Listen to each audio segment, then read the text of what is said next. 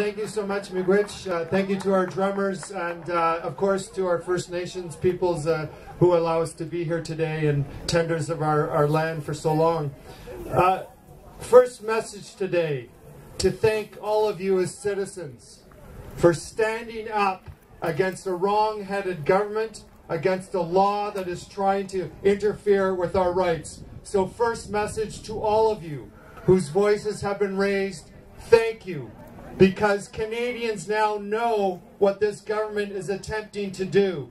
It's attempting to use the premise of a threat to take away our rights.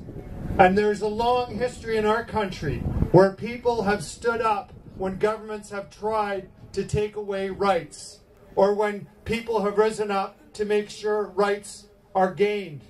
I think of just back not too long ago, 100 years ago, when women were fighting for the right for franchise, or First Nations were fighting for the right to franchise. They weren't given the vote. They had to fight for it. And I'll be damned if anyone is going to take away the rights we fought for under the premise of security. Because, my friends, a free country is a safe country, and a safe country is a free country, and we have to protect our liberties.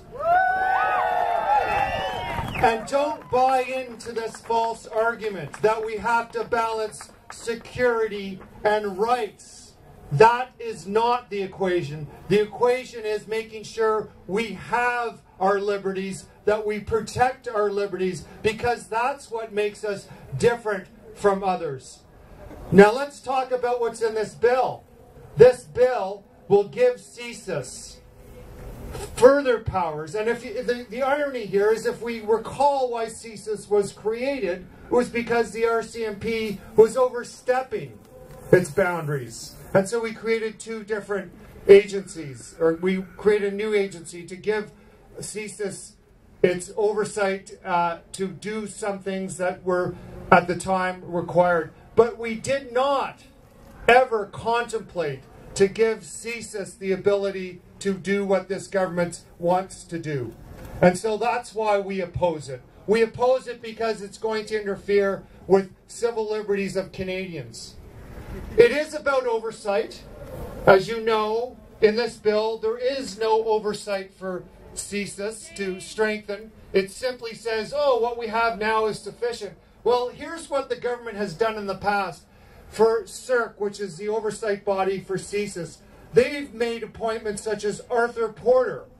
Remember him? Arthur Porter sits in a Panamanian jail right now.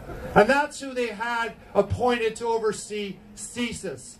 That's how incredible this government is, to actually have the audacity to say, no, everything is fine as is, as they give more powers to CSIS.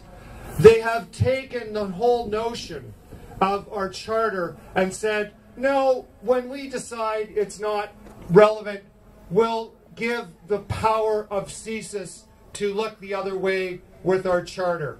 That's not protecting liberties, that's undermining liberties. And when we look at what the real dangers are, where is this government? They're not working with the community, as other countries are, to say, let's work together to stop extremism. They're simply handing over powers. So their claim that this is somehow going to make us safer is ridiculous. It's going after people who are going to stand up to this government on issues like the environment, on First Nations rights, and others. And we say no to C-51. It can't be allowed to pass. We will stand up to it, and that's why we're here today. Finally, I just want to say that we heard yesterday some amendments will be brought forward. These amendments aren't enough.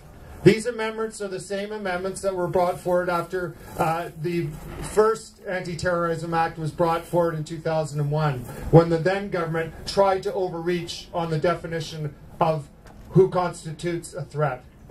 They're going back on that, but make no mistake, there is too much in this bill that affects our liberties that we will have to stay in opposition. And I want to send a direct message to my colleagues in the Liberal Party. It is not good enough to say that you're against this bill and then vote for the bill. Now is the time, and I plead with them to join us and say no to C-51, vote against it now, show Canadians where you stand, and be consistent on protecting civil liberties, because Canadians want to see a strong, solid opposition to this government on Bill C-51. That's why we're here. That's what you've done. Thank you very much, Miigwech, and the struggle continues.